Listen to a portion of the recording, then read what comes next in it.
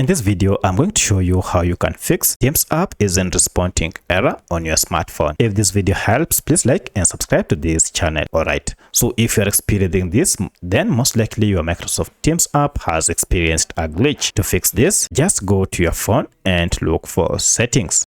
From the settings option, scroll down to apps and look for manage apps or all apps. This will list all the apps you have on your phone.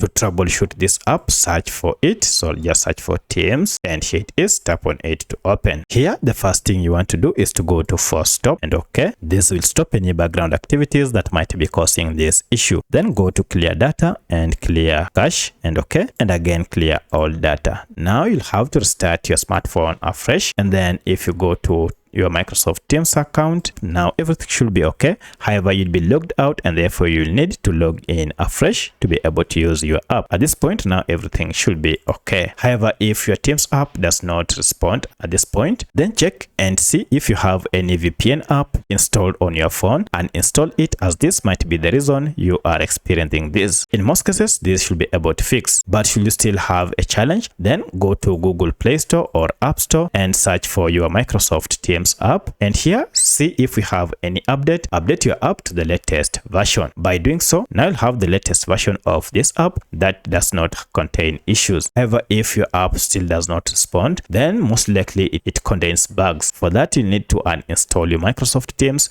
and install it afresh. So let me know which of these was able to fix your problem. If you have any other question, kindly let me know in the comment section. Otherwise, thanks for watching and let's meet in the next video.